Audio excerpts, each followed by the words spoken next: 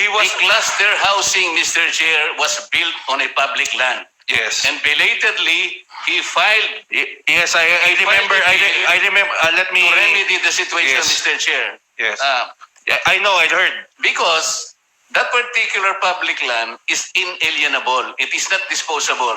So he wanted to remedy this by filing a bill. The title of his bill is Mr. Chair, objection, it is still my time. seeking to reconvert. That is not my intention, Mr. I'm making Chair. a point of order. No, and your point He of is order is trying not to German to the subject matter of the Okay. case. Stop. 2-minute suspension.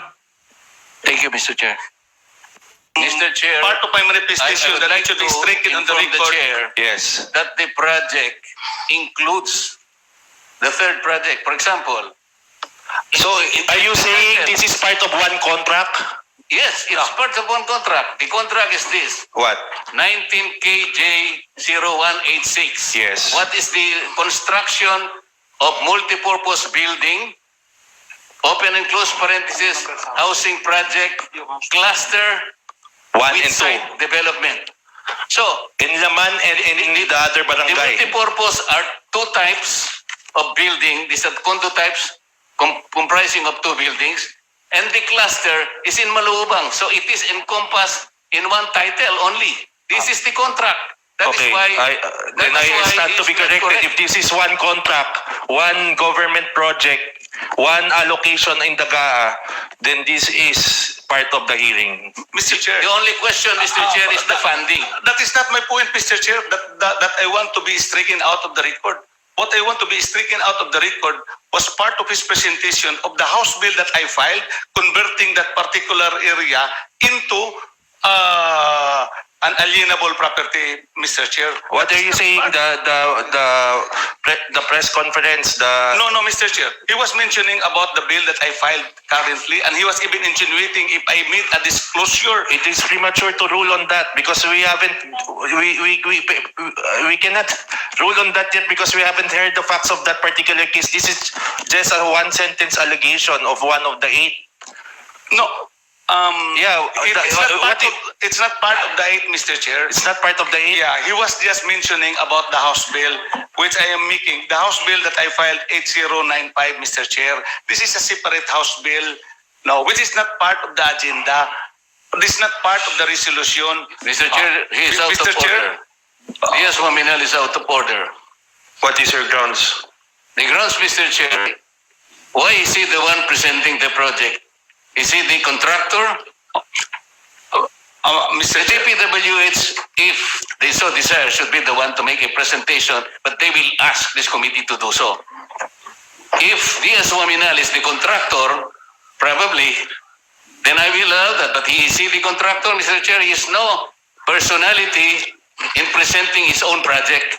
So what is your motion, Mr. Chair. DS Marcoleta? He cannot be allowed to make a presentation, Can you Mr. form Chair. that? Can you translate that into a motion so I that vote we get that the chair can rule?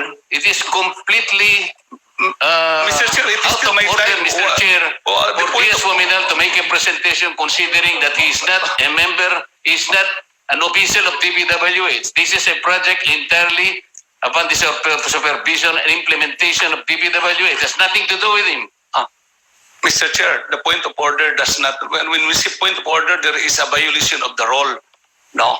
There is no role or raised by D.S. Marcoleta which serve as a basis for his point of order. There is no rule, Mr. Chair. We are ruling on the basis of my own resolution that there are infractions concerning the project in Osamis City, and the project concerns the implementation of DPWH. So the DPWH are supposed to be the ones defending this project, not D.S. Oaminal. DS Oaminal, can you answer his objection, his point of order? Mr. Chair, as I said, there is no role violated which serves as a basis for his point of order. And You are the second one thing, Mr. Chair, violating the law, it should Mr. be Chair. allowed to, this is my time, Mr. Chair. DS Marcoleta, please give leeway to explain his side why he will show this presentation. First of all, Mr. I Chair, need a preliminary. he should first present the personality why he is the one presenting the project himself. Mr. Chair, I had already made a preliminary remarks, Mr. Chair, and about to continue. No, the preliminary remarks. Can we stick to a question and answer phase? Because this is an interpellation. So I would appreciate if we could proceed with the question. You can question anybody to present your case. Mr. Chair, Yes. as I said, the resolution covers in its first whereas an appropriations funded by the General Appropriations Act, Mr. Chair. And this particular provision, Mr. Chair, is the project, this is local infrastructure fund on our GAA, which has been proposed by the respective congressman in the different districts or party lists. So this is a project funded out of the representation of this representation, Mr. Chair. So that's why I would present the project because I am the proponent. And then, How long is the presentation? it just actually, it will not take, 2 minutes, 5 minutes? There is probably 1 minute, then there's another 2 minutes, 3 minutes as I go along, Mr. Chair. Oh, please be informed that this is part of your 30 minutes. Yes, Mr. Chair. Okay, please proceed. Okay. Please proceed, Mr. Diaz Oaminal. This is just a slide presentation. Mr. Chair, that is the condition of the area of the residents who are the beneficiaries of this project, Mr. Chair. And then the project, slide presentation 2, that is the project, Mr. Chair, to transform the standard of living of those informal settlers in that area to this kind of project, Mr. Chair. And that right side building, Mr. Chair, is the one funded, that first unit on the right side, that is the one funded of the 50 million allocations, portion of the 50 million, which is the 35 million, and the other one, which is in diagonal, that is the Husto, which is funded by the 20% development fund of the city, Mr. Chair. So that can you please go back to the first slide? The first slide. Okay. The residents of the area, Mr. Chair, there are about 100 beneficiaries, residents, more or less. Of this, Mr. Chair, May I make a manifestation that this slide was taken during the height of Sendong, Typhoon Sendong? Mr. Chair, he can make manifestation, Mr. Chair.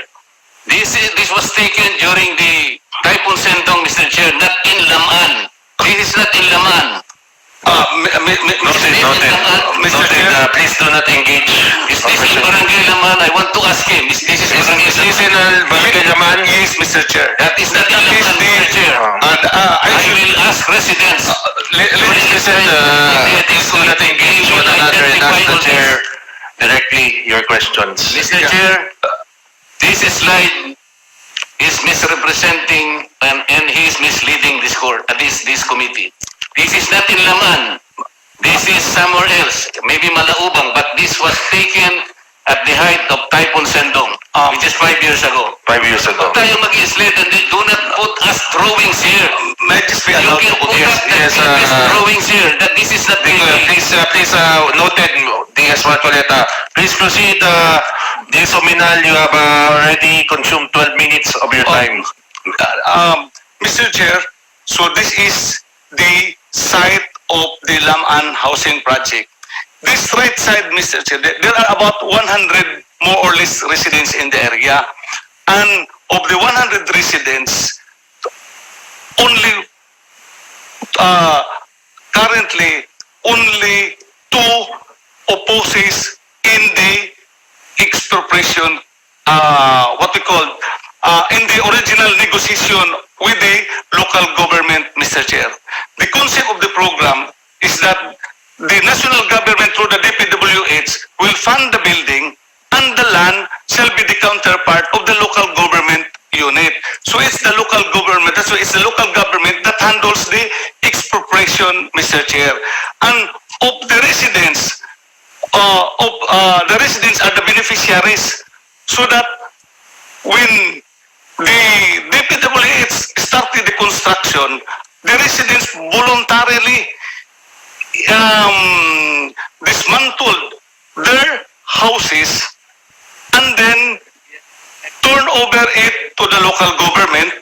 That's why the contractor only made the clearing operations. And that is why, Mr. Chair, in the adjudication of evidence with the author, he cannot mention who are those residents who are affected or who are complaining. Because practically, Mr. Chair, that's why the government was able to immediately start the project after the negotiation, because the residents voluntarily. There is only one, Mr. Chair, which is the client of the author, the Neri family. And the Neri family, until now, the house is not yet demolished. Can you please show the picture of the Neri family? But anyway, and Mr. Chair, the one which was presented by D.S. Marcoleta, the one with backhoe and the one those shouting, are not, that is not the site which the buildings have been contracted now, have been constructed. That is actually on the opposite side.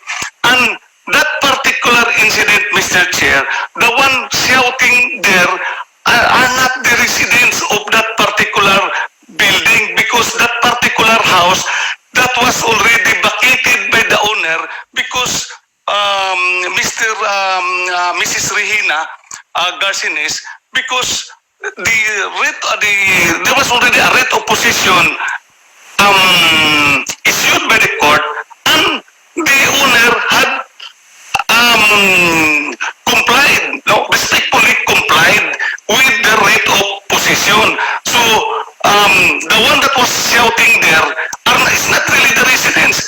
It was a fake voice, Your Honor, of the Neri family, because that particular house is adjacent or close to that Neri family, which is the client of the author, which I said there is the house is not yet demolished until at present. Mr. Chair, the resolution calls for illegal demolition. As manifested by the local government of Osami City, there is no illegal demolition because it's the owners that temporarily that dismantle their houses after they have been paid and settled by the government, by the local government, and then because after the completion of the project, they will have to be to return the area because they are the beneficiaries. That is why we are now raising an issue on who are the complainants, because until now the author has not informed this body on who are the complainants, so that we could have asked the complainants if they have really houses which are being demolished, because the issue of the resolution is illegal demolition and harassment. No, so with that, Mr. Chair, that's why we are protesting that particular video presentation, no, which has that one which showed that there are people shouting scary voice in the process of the clearing on that particular area.